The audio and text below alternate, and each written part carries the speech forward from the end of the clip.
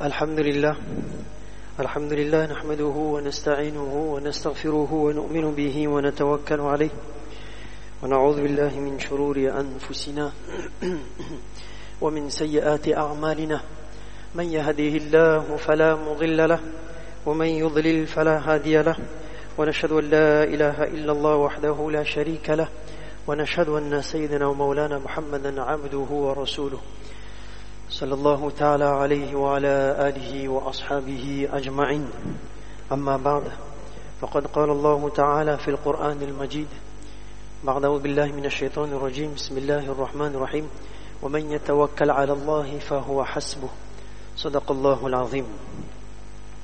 Alhamdulillah, toutes les louanges appartiennent à Allah subhanahu wa ta'ala, celui qui accorde la santé, celui qui donne la guérison lorsqu'on est malade. Ces derniers temps, mes frères, lorsqu'on croise un ami ou une connaissance qu'on n'a pas vue depuis un certain temps, on lui demande comment ça va. Ça va, mais il y a encore douleur jusqu'à l'air. À cause de douleur, chikungunya. Là, on dit, aïe, chez moi aussi, Madame Marmaille, toute la travail, chikungunya. On nous dit que près de 4000 nouveaux cas de chikungunya sont identifiés chaque semaine dans l'île. Et il pourrait bien en avoir 3 ou 4 fois plus encore, selon l'ARS. Alors vous savez, mes frères, d'où vient ce terme chikungunya? Ça vient de la langue Makonde. C'est une langue parlée en Tanzanie et au Mozambique, et ça signifie celui qui se courbe, se courber en avant. Ça c'est la signification de chikungunya. Vous l'avez compris, cela fait référence à l'attitude de la personne qui se courbe à cause des fortes douleurs articulaires et fièvre, comme vous le savez très bien. Donc ceux qui l'ont eu pourront vous dire combien ça fait mal. Alors que dit l'islam à propos de la fièvre? En islam, la fièvre est considérée comme une épreuve purificatrice et un moyen d'expiation des péchés. Dans un hadith, Rasulullah sallallahu alayhi wa sallam, il a dit en ce sens: ne maudis pas la fièvre, car elle efface les péchés comme le feu élimine la rouille, les impuretés du fer. Et dans un autre hadith, il dit en ce sens: aucune fatigue, aucune maladie, aucune tristesse, aucune douleur ou angoisse n'atteint un musulman sans que cela n'expie certains de ses péchés, même une épine qui le pique. Voilà pourquoi Rasulullah sallallahu alayhi wa sallam, lorsqu'il rendait visite aux malades, et bien avant de formuler le dua pour le malade, qu'est-ce qu'il disait toujours? La ba'sa tahurun insha'Allah. Ne t'en fais pas. Ce sera un moyen, cette maladie sera un moyen d'effacer tes péchés, de te purifier. Et ensuite il faisait le dua Allahumma shfi, Allahumma afi. Donc mes frères, face à cette épidémie de chikungunya, c'est l'occasion pour nous aujourd'hui de rappeler la situation du croyant face à la maladie en général. Et pour illustrer ceci, je vous propose de voir ensemble ce hadith rapporté par Atta ibn Yasar radiyallahu anhu, dans lequel il est mentionné que Rasulullah sallallahu alayhi wa sallam a dit: إذا مرض العبد بعث الله تعالى إليه ملكين فقال انظرا ماذا يقول لعواده فإن هو إذا جاءوه حمد الله وأثنى عليه رفع ذلك إلى الله عز وجل وهو أعلم فيقول لعبدي علي إن توفيته أن أدخله الجنة وإن أنا شفيته أن أبدل له لحما خيرا من لحمي وَدَمًا خَيْرًا مِنْ دَمِهِ وَأُكَفِّرَ عَنْهُ سَيِّئَاتِهِ. En ce sens, quand un serviteur tombe malade, Allah subhanahu wa ta'ala lui envoie 2 anges et les charge de voir ce que dira ce malade à ceux qui viennent lui rendre visite. S'il loue Allah subhanahu wa ta'ala, il fait le hamd d'Allah subhanahu wa ta'ala. Il rapporte ceci à Allah subhanahu wa ta'ala qui en est informé, et Allah subhanahu wa ta'ala dit ensuite: si mon serviteur meurt, je me chargerai de l'introduire au paradis. S'il s'en remet, je lui substituerai à une santé meilleure que la sienne et lui pardonnerai ses péchés. Mes frères, ce hadith nous délivre un enseignement primordial en ce qui concerne la satisfaction quant aux décisions d'Allah subhanahu wa ta'ala et quant au fait de faire preuve de sabr, de patience, de persévérance face à la maladie.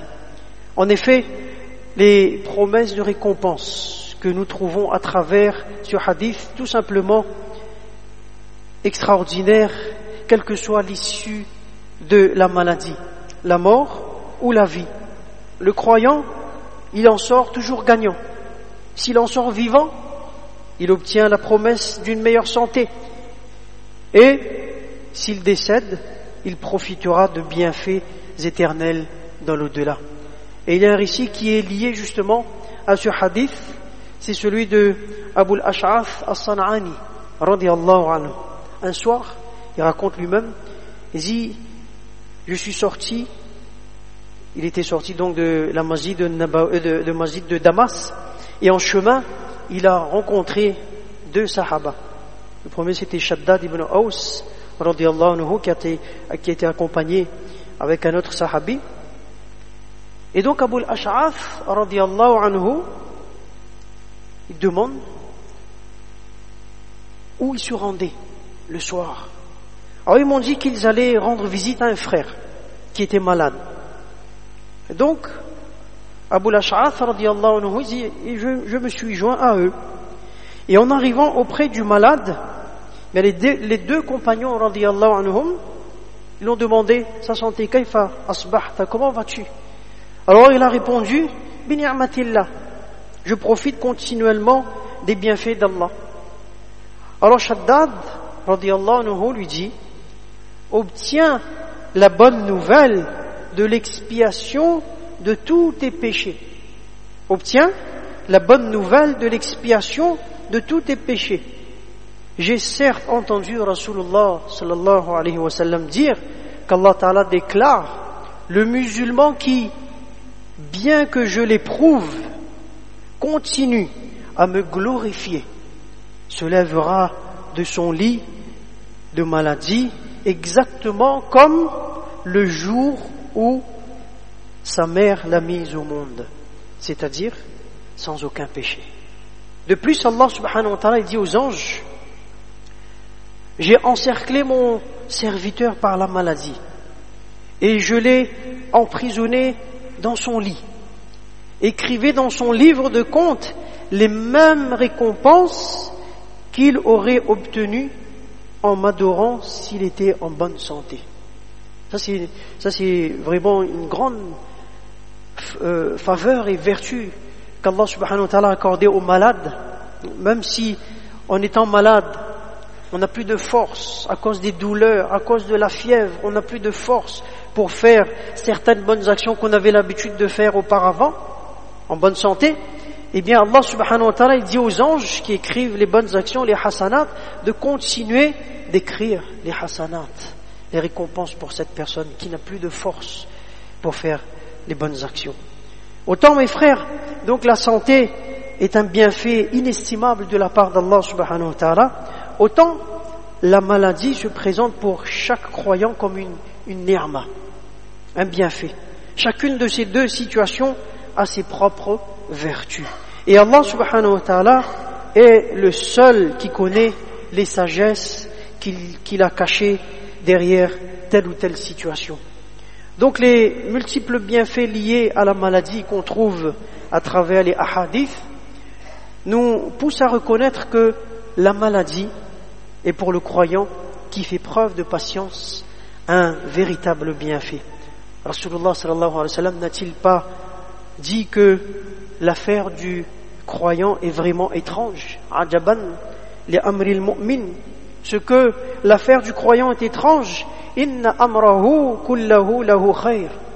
Son affaire ne comporte pour lui que du bien. وَلَيْسَ ذَلِكَ لِأَحَدٍ إِلَّا لِلْمُؤْمِنِ. Et cette faveur n'appartient qu'aux croyants. إِنْ أَصَابَتْهُ سَرًّا شَكَرَ فَكَانَ خَيْرًا لَهُ. S'il est l'objet d'un événement heureux, il remercie Allah. Et c'est là pour lui une bonne chose. وَإِنْ أَصَابَتْهُ ضَرًّا صَبَرَ فَكَانَ خَيْرًا لَهُ. Et s'il est victime d'un malheur, d'une difficulté, il l'endure avec patience, et c'est là encore pour lui une bonne chose.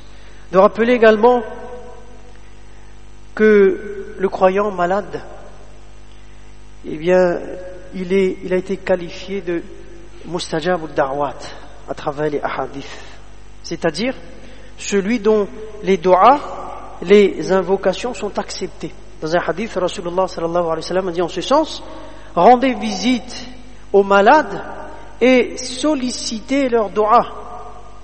Lorsqu'on va rendre visite à un malade, on demande au malade de faire du'a pour nous. Pourquoi? فَإِنَّ دَعْوَةَ الْمَرِيضِ مُسْتَجَابَةٌ. Parce que certainement l'invocation, du'a du malade est exaucée. Allah subhanahu wa ta'ala accepte du'a du malade. Dans une autre narration, il y a فَإِنَّ دُعَاءَهُ كَدُعَاءِ الْمَلَائِكَةِ.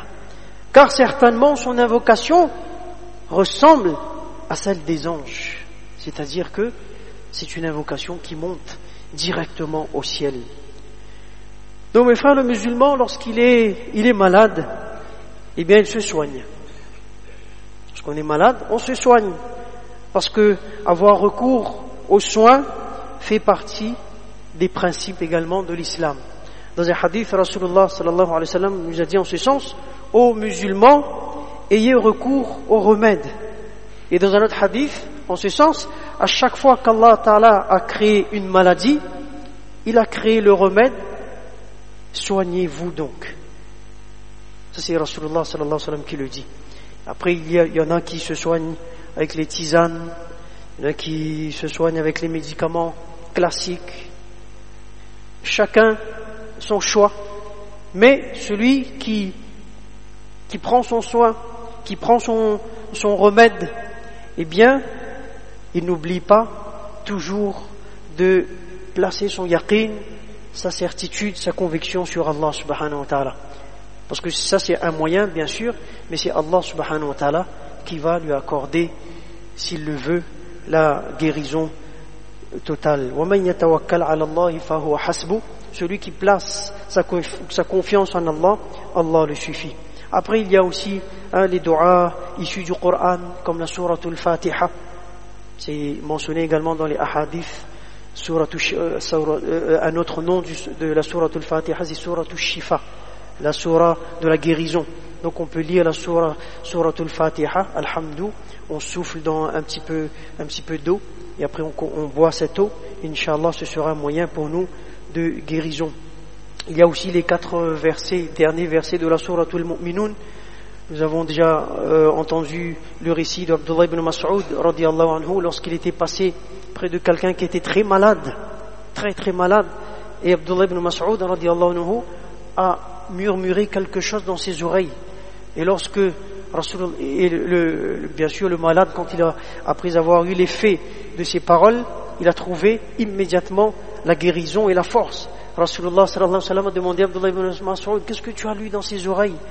Et il a dit: j'ai lu أَفَحَسِبْتُمْ أَنَّمَا خَلَقْنَاكُمْ عَبَثًا وَأَنَّكُمْ إِلَيْنَا لَا تُرْجَعُونَ فَتَعَالَى اللَّهُ الْمَلِكُ الْحَقُّ لَا إِلَهَ إِلَّا هُوَ رَبُّ الْعَرْشِ الْكَرِيمِ وَمَنْ يَدْعُ مَعَ اللَّهِ إِلَهًا آخَرَ لَا بُرْهَانَ لَهُ بِهِ فَإِنَّمَا حِسَابُهُ عِندَ رَبِّهِ إِنَّهُ لَا يُفْلِحُ الْكَافِرُونَ وَقُلْ رَبِّ اغْفِرْ وَارْحَمْ وَأَنْتَ خَيْرُ الرَّاحِمِينَ. Ce sont les 4 derniers versets de la sourate al-Mu'minun. Rasulullah sallallahu alayhi wa sallam a dit: si quelqu'un lit ces versets avec ferme conviction sur une montagne aussi, il peut déplacer la montagne. Donc ça montre la force de ces versets. Et puis il y a aussi le dua de Yunus alayhi salam: la ilaha illa anta subhanaka inni kuntu minadh dhalimin. Dans un hadith, il est mentionné en ce sens que celui qui est malade et il lit ce dua de Yunus alayhi salam 40 fois, s'il décède, Allah subhanahu wa ta'ala lui accordera le thawab d'un martyr. Et s'il se rétablit, eh bien il sera purifié de ses péchés. Donc Allah subhanahu wa ta'ala accorde à tous nos malades la guérison complète et sans séquelles, et Allah subhanahu wa ta'ala leur accorde la force et le courage pour traverser donc ces épreuves difficiles. فجزاكم الله خيرا وآخر دعوانا أن الحمد لله رب العالمين.